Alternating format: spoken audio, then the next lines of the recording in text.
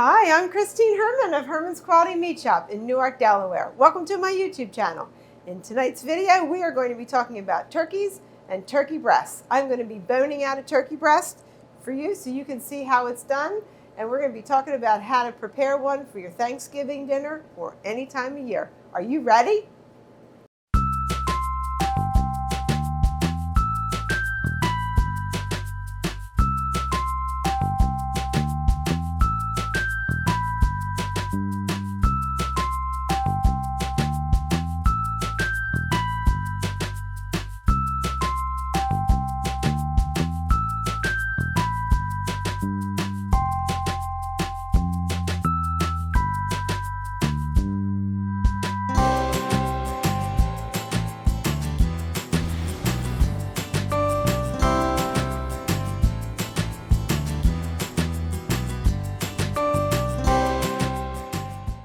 So I know we said we're going to talk about turkey breasts. You're wondering, why do I have a chicken breast? Well, on the block, I'm going to show you something really quickly and easily so you'll have an understanding of the difference between boning out a turkey breast versus a chicken breast. Obviously the size.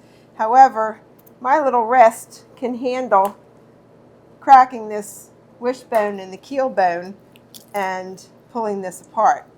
So that, and I've done this in a previous video, is relatively simple. And I'm not going to finish this, but for simplicity's sake, I wanted you to see the difference between a chicken and the turkey breast. And first of all, the backbone is intact, which makes it far more difficult for me to bone out a turkey breast, because I would have to take it out and then I would have to be working with this big heavy keel bone, which I'm not going to do. So what I have figured out for me anyway, and maybe this isn't anything new or exciting to anybody else, but I'm going to take this turkey breast and I'm going to bone it starting from the actual backbone.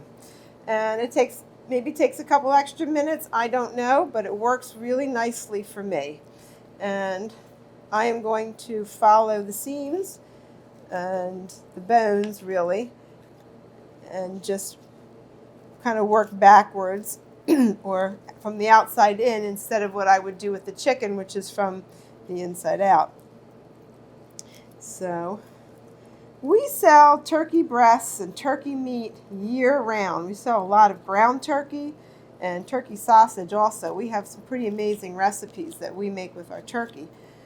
However, turkey meat in general has become a very popular item, and it's lower in fat and high in flavor, and it's also very versatile. It can be used very similarly to chicken as well in many recipes. And for that reason, we sell turkey breasts and turkey cutlets, just like chicken cutlets, all the time. And for that matter, whole turkeys as well. And I usually actually buy extra at the holidays so that I have more turkeys during the course of the year. And you can see what I've done so far is just taken the meat right off the bone. And it's not a difficult process. It just takes a couple minutes. You have to know where your knife is, where the bones are, and keep your fingers out of the way.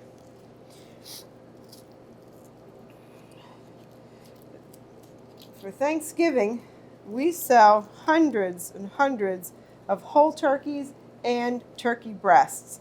Most of our customers prefer a whole turkey or a whole turkey breast, but we do have a lot of customers that for different reasons and different recipes like a boneless turkey breast. So I thought this would be a nice video for you to see. Now I'm getting to the bottom of the keel bone, and I'm just simply going to follow that and take that off. There you have it right there. There's a nice carcass we can cut up, and you can make nice stock with that.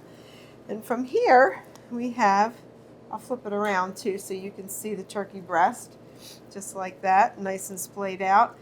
However, it's not to my perfection. What I like to do is trim it a little bit, like to take that lobe off and take this off. I like to remove that little bit of discoloration there. And this is from the bone. It's nothing harmful. Kind of doing this backwards so you can see it. open it up a little bit. Take this gel out like that.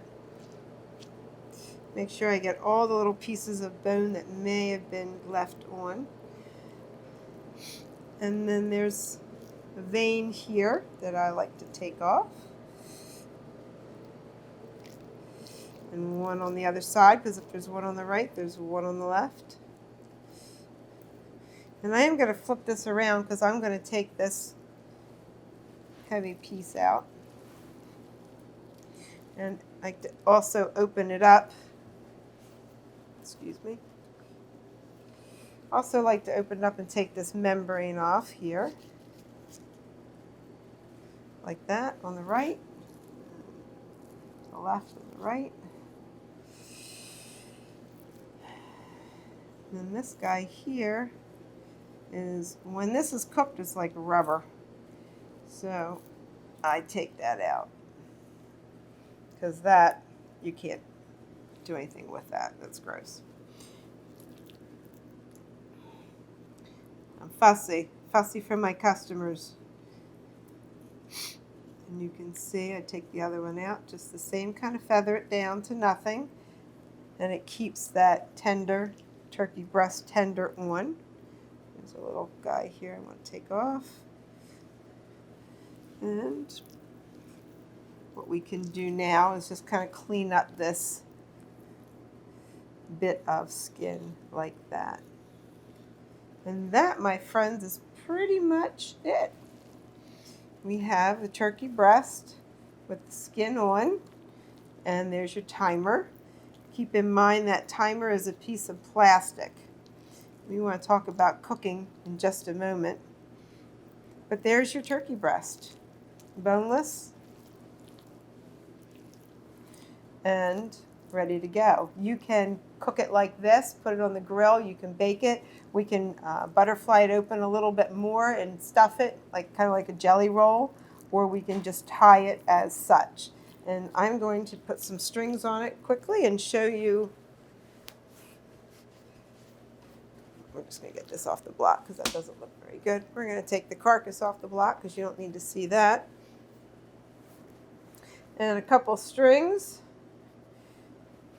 And some of our customers will say, well, can I just have the string and I can stuff it when I get home and tie it when I get home? And yes, of course. Because what you don't want to do is you don't want to stuff it too early and then not bake it. You want to stuff it and bake it right away. You do not want to take any chances of any kind of salmonella to grow into the stuffing ahead of time. You want to make sure that you bake it right away, and that is super important, super duper important. And a fresh turkey or fresh turkey breast will cook much quicker than a frozen, one that had been frozen. We're going to talk about cooking instructions in just a moment after I get my last piece of string here tied. There you have it. That's basically all there is to making a boneless turkey breast. There you have that. And I have a couple of examples here. We'll just keep these little chicken breasts aside, as you know what they were there for. I have a seasoned turkey breast here that I have prepared and seasoned and tied. So there you have your full combination of all three. And very simple to look at. We cook turkeys for our customers as well, but preparing them like this makes life so much easier for you, the customer, if this is your preference. A lot of people do like to cook their own turkeys and have the carcass so that they can make soup with it the next day, or just enjoy stuffing it. And that's also the joy of cooking from your own home. But keep in mind that when you cook your turkey, you want to let your meat come to room temperature. Take it out of the refrigerator, and you want to always make sure you give your turkey a bath, whether it's a whole turkey, which I don't have displayed here at the moment, but we pretty much know what a whole turkey looks like. Always want to give your turkey a bath, or the turkey breast. By that I mean, this is real important, you want to make sure you go from both ends and take out the innards. You never want to cook your turkey and realize that you left the giblets in the bag in the cavity. That's a no-no. Mother and father-in-law would not be real happy with that. So that's the first thing. Then what I like to do is put my turkey in a sink or a big bowl, whatever's comfortable for you, and I sprinkle the cavity with some salt and then cold water. And the salt helps draw out any extra blood that might still be in the cavity. That's real important. Let it soak for a couple of minutes. It doesn't need to soak for a long period of time or overnight. It's not necessary. You want to rinse it, drain, change the water once or twice, and just kind of flush out the inside of that turkey and the breast as well, as I said, and just give it a nice rinse and then pat it dry. Put it in the sink after the water has drained, and then just take some paper towels or a special cloth or towel you might have handy and pat it dry really well. If you want to do this a day ahead of time, that's perfectly fine. Put it back into a dish or casserole dish and put it in the refrigerator overnight. If you're doing it the morning that you're going to be cooking it, that's perfectly fine too. If you're going to stuff it, now's the time to stuff it and put it in your oven. We always recommend, again, starting at about 400 degrees for about 15-20 minutes. Let me go back a step, and if you want to season the outside of your turkey with salt, pepper, poultry seasoning, whatever seasonings you want. If you're going to brine it, that's a whole nother recipe. But for conventional cooking is what I'm pretty much sharing with you right now. You want to put some pats of butter underneath the skin, kind of lift the skin from the meat and tuck some butter underneath if you want, or rub it on the outside. And then I cook my turkey, the breast side up, and with a lid on it. I add a little bit of water to the bottom of the pan as well. It will create some of its own natural juices, but I always like to make sure I have a little extra juice in there just the same. High heat, about 400 degrees for about 15-20 minutes, and then reduce the temperature to 325. I like to do a little lower, a little slower. And as I mentioned, a fresh turkey will cook quicker than a turkey that had been previously frozen. And the best way to tell when it's done, 10 to 12 minutes per pound. So you want to do your math based upon the size of the turkey. So always make sure you have that information. Do your math. But then you want to grab the drumstick and kind of turn it, and it should literally turn within the meat, and that's how you know it's done. But certainly you always want to have a thermometer handy. That is definitely a good idea, and put it into the thicker part of the meat as such and check your temperature. And you want it to have an internal temperature of 165, and it will continue to cook once you take it out of the oven. It will continue to cook for another 10 to 15 minutes, and you want to let it rest and finish its cooking before you try to carve it. Otherwise, the meat will not be as easy to carve. That's real important to note. I'm trying to think if there's any other little things I wanted to mention there. There are different ways of cooking a turkey. As I said, that's your kind of traditional way. There's also having it spatchcocked, which is basically butterflied open like this with the bones on, and it cooks much quicker that way. We have a lot of customers that are deep frying or air frying their turkeys now. I personally cannot give you a good explanation as to how to cook that, so I'm not going to try, but I've given you hopefully some information to help you with making sure that it's cooked all the way through in a conventional oven. We do have some customers that even smoke their turkeys, and that's sounds like a fun change as well. Or they'll do one of each, or breast is smoked and then the whole turkey is conventionally cooked. So just some ideas there. I hope that was helpful, and you have some other ideas as to how you might want to cook. Feel free to give us some of that information as well in the comments below. So I hope that was helpful. Thank you. We all know that when we're making a turkey, the house just smells so amazing, at least to most people. And to me it does too. However, there are some things that we cook that don't always smell quite as good as we had hoped that they would, or maybe we burn something, or we're cooking something like bacon and the house starts to have that not quite as desirable smell. So my kitchen tip today is how to make the house smell absolutely yummy after one of those moments. I personally am not one for sprays or plug-ins, so I like to make my own potpourri.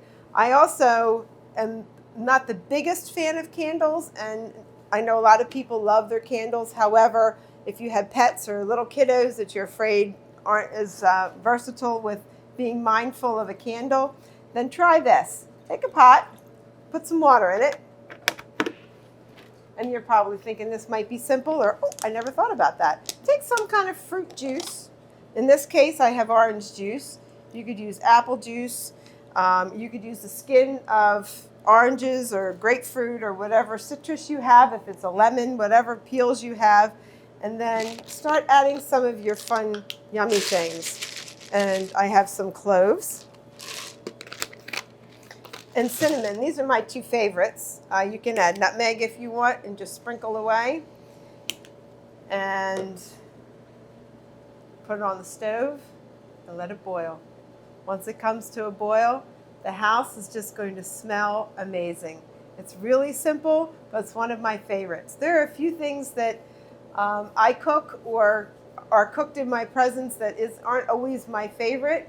However, bacon is one of them. I have to admit, I love cooking bacon, but I don't like the smell afterwards. So what I will do is I will clean up the dishes from the bacon. I'll take the bacon grease and put it in a container and put it in the refrigerator, and then I'll get this pot going, and within a couple minutes the house smells so wonderful. The cinnamon and the cloves just make you feel so warm and cozy inside.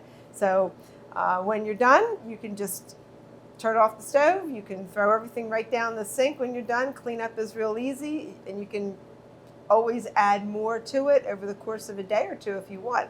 Very simple. So that's my yummy smelling, yummy good kitchen tip for the day. I hope that was helpful. Thank you. You can celebrate Thanksgiving year-round. Herman's always has turkey breasts and whole turkeys available for you. And in this case, this is a boneless turkey breast that we showed you how to take off the bone, that we are happy to do for you, again, any time of the year, whether you're making a Thanksgiving dinner or just want to roast a turkey and have your own sliced lunch meat for your sandwiches for the day. So I hope this was a fun and helpful video. We look forward to having you part of our Herman's family. Please remember to like our page and subscribe to our channel, and we certainly look forward to seeing you again. Thank you. God bless you.